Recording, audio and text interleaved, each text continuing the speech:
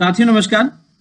आज हम बताएंगे माइक्रोसॉफ्ट एक्सेल में डेटा एंट्री काम कैसे कर सकते हैं। डेटा एंट्री का वर्क, मान लीजिए कि अगर आप एक स्कूल में काम कर रहे हैं तो वहां पर आप डेटा एंट्री का काम कैसे कर सकते हैं।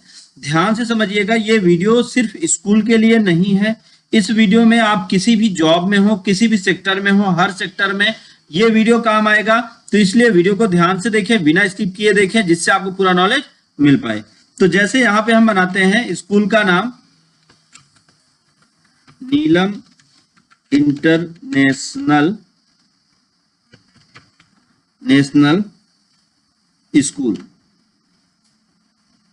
या यहां पे कर सकते हैं एच हायर सेकेंडरी स्कूल लिख सकते हैं HSS। फिर उसके बाद यहां पे एड्रेस लिख सकते हैं। मान लीजिए कि एड्रेस हमने डाल दिया रानीगंज प्रतापगढ़। अगर ये नाम किसी से मिलता है तो ये सिर्फ एक इत्तेफाकी है, बाकी हमने नाम अपने मन से दिया है। अब हम बात करें यहाँ पे, सबसे पहले तो ये हमने टाइटल बना लिया, ये हमारा टाइटल है। टाइटल बनाने के बाद अब यहाँ पे स्टूडेंट आईडी, फिर उसके बाद स्टूडेंट नेम, फिर फादर नेम। एक बात ध्यान से समझिएगा, आगे के सेल में जाने के लिए कीबोर्ड से टैब की, पीछे के सेल में आने के लिए शिफ्ट टैब, नीचे के सेल में जाने के लिए इंटर, और ऊपर के सेल में जाने के लिए शिफ्ट इंटर। तो इस तरह से आप एक सेल से दूसरे सेल पर मूव कर सकते हैं। यहाँ पे फादर की जगह पे फादर्स होगा, थोड़ा सा फादर्स कर दें तो अच्छा लगता है, फादर्स नेम। फिर उसके बाद जेंडर, फिर उसके बाद डेट ऑफ बर्थ, फिर क्लास, कौन से क्लास में। फिर उसके बाद यहां पे कर सकते हैं एडमिशन डेट, फिर कर सकते हैं रूल नंबर। तो ये हमने बना लिया।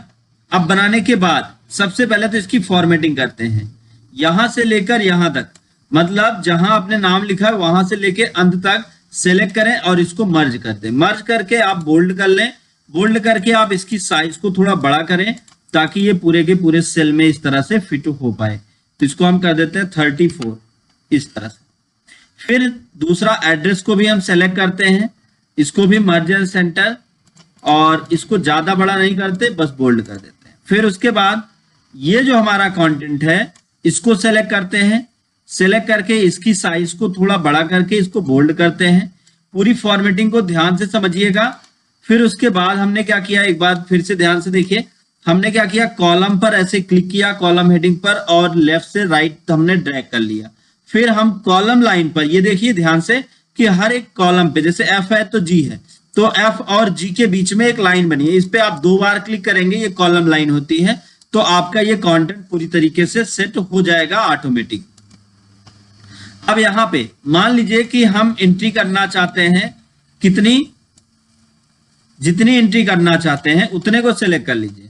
हम जेंडर एरिया में हैं, जेंडर एरिया पे तो हमने क्या किया, काफी हद तक सिलेक्ट कर लिया, बहुत दूर तक। तो हमने जेंडर एरिया पे क्या करना है, ऐसा बनाना है कि अगर मेल है तो मेल लिख के आ जाए, फीमेल है तो फीमेल लिख के आ जाए। तो इसके लिए डेटा में चलिए, यहाँ पे डेटा वैलिडेशन पे चलिए, फिर डेटा वैलिडेशन पे क्लिक करिए, एनी वैल्यू को लिस्ट कर दीजिए, और लिस्ट करके फिर यहां पे आप ऐड कर दीजिए मेल, फिर कॉमा लगा के फीमेल, स्पेस दे दीजिए, फीमेल, मेल या फीमेल।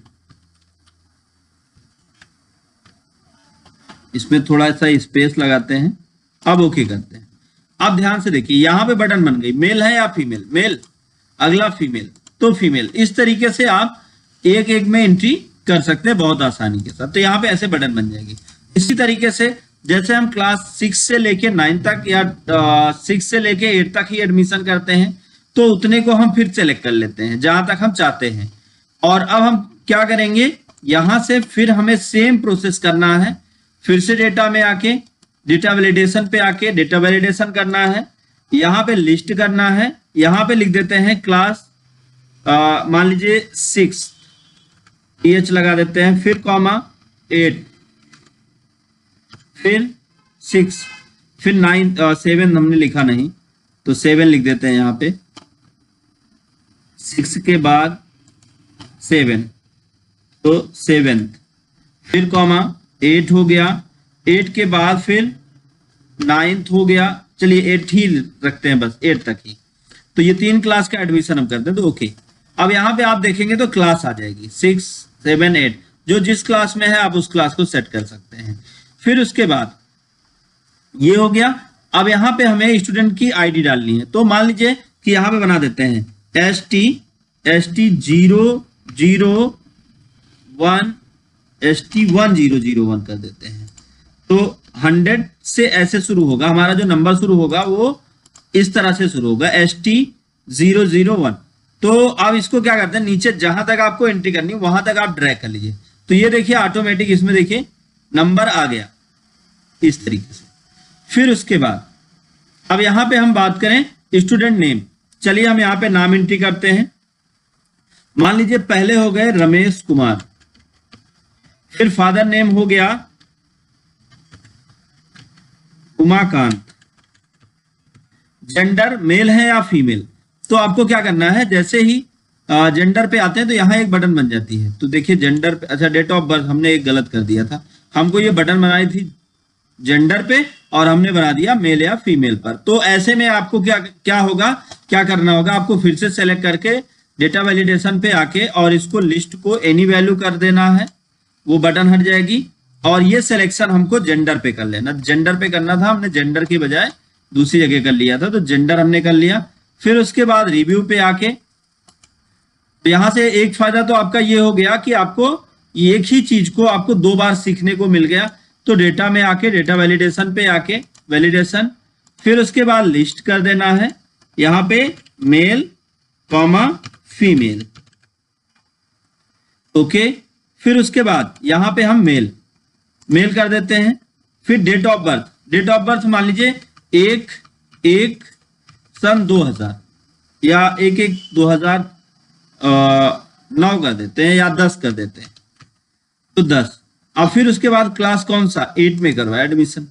फिर एडमिशन डेट, किस दिन एडमिशन कराया, तो यहाँ पे हम कर देते हैं आज की तारीख। मान लीजिए कि इसने कराया 5/7/2024, तो 5/7/2024।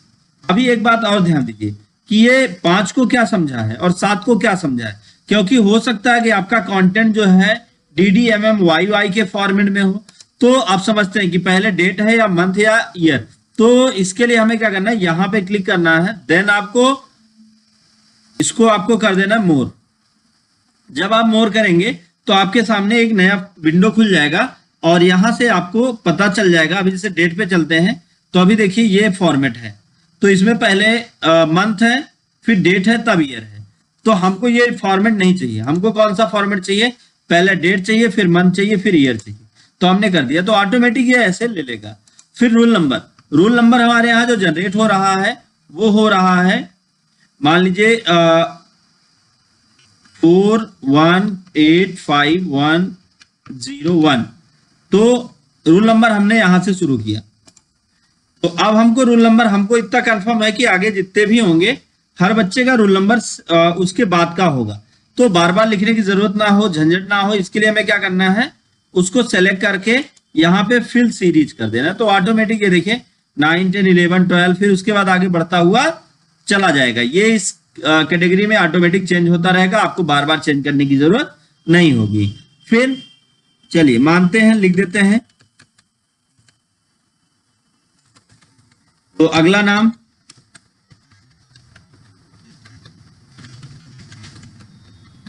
ये क्या है, मेल है या फीमेल, तो यहां बटन पे क्लिक करिए फीमेल।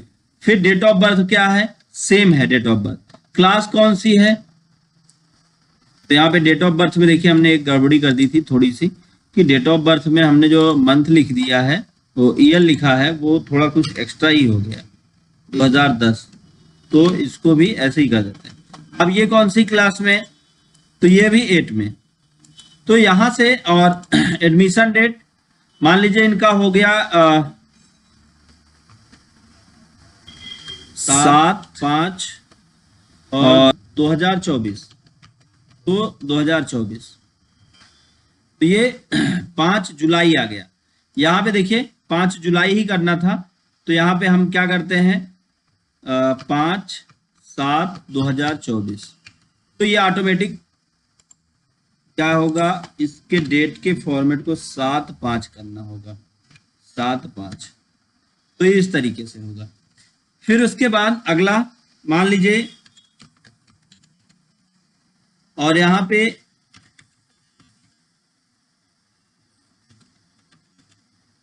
अगला नाम ये फीमेल है, तो अब आपको एक्स्ट्रा कुछ करने की जरूरत है, आप F दबाओ, ऑटोमेटिक ये आ जाएगा। तो डेट ऑफ बर्थ इनका क्या है 1/5/2011 या 2015, और क्लास 6। तो 6 के लिए आपको यहां पे आना है और 6 कर देना है। फिर एडमिशन डेट इनका हो गया 5, नहीं पहले हम करते हैं 5 या 6 तारीख को हुआ, 6/7/2024। तो जैसे ही आप इसको एंटर करेंगे ये ऑटोमेटिक, ये देखिए जून ले लिया, क्योंकि पहले इसने जो फॉर्मेट लिया वो कौन सा लिया, इसने ले लिया पहले मंथ। तो हमें ये चीज का ध्यान देना है। अच्छा एक चीज और ध्यान दीजिए, जैसे आप चाहते हैं कि आप पहले मंथ लिखें फिर डेट लिखें तो ऑटोमेटिक ले ले, या पहले डेट लिखें तो मंथ लिखें ऑटोमेटिक ले ले। तो इसके लिए आपको यहां से चल के थोड़ा सा इसकी फॉर्मेटिंग को चेंज करना होगा। इस पे आ जाइए, फिर कस्टम पे आइए। अब यहाँ पे जो डेट है इसको आप चेंज कर दीजिए, तो DMY है, पहले डेट फिर मंथ फिर ईयर। तो ठीक तो है, इस पे आराम से चेंज कर सकते हैं। बाकी आप कोई और फॉर्मेट देना चाहें तो यहाँ से भी देख सकते हैं, डेट मंथ ईयर, तो आप चेंज करके ओके कर देंगे तो वो सेट हो जाएगा। तो ऑलरेडी हमारा सेट है। तो इस तरह से हम सारी की सारी एंट्री करेंगे। तो उम्मीद है ये पूरा समझ में आया होगा। यहाँ पे अब हम बहुत ज्यादा एंट्रीज नहीं करते हैं बिकॉज टाइम वेस्ट होगा, तो मैं जल्दी से वीडियो को कंप्लीट करता हूँ। तो हमने क्या किया, उसी को जस्ट कॉपी कर दिया और कॉपी करके हमने इसको ऐसे सेट कर दिया। अब अगर आप इसको प्रिंट निकालते हैं तो देखिए प्रिंट पे कैसे छपेगा, कुछ इस तरह से छपेगा। अभी इस पे बॉर्डर लगाना चाहते हैं तो आप इस पे यहां से लेके यहां तक सेलेक्ट कर लीजिए, और सेलेक्ट करके इस पे आप ऑल बॉर्डर को अप्लाई कर दीजिए, ऑल बॉर्डर। और फिर उसके बाद यहां से लेके यहां तक सेलेक्ट करिए और फिर इस पे आप आउटसाइड बॉर्डर को अप्लाई कर दीजिए। तो ये इस तरह से सेट हो जाएगा। आप फाइल में चल के प्रिंट करेंगे तो यहाँ पे देखिए आपका पूरा का पूरा कंटेंट बनकर तैयार हो चुका है। आप अपने कंटेंट को देख सकते हैं और आवश्यकता अनुसार आप प्रिंट भी निकाल सकते हैं। तो उम्मीद है ये पूरा का पूरा समझ में आया होगा। अगर वीडियो आपको अच्छा लगा हो, वीडियो से आपने कुछ सीखा हो, वीडियो नॉलेजफुल रहा हो, तो वीडियो को लाइक करें, ज्यादा से ज्यादा लोगों तक शेयर करें ताकि उनको भी नॉलेज मिल पाए। दोस्तों thank you so much video को अंत तक देखने के लिए।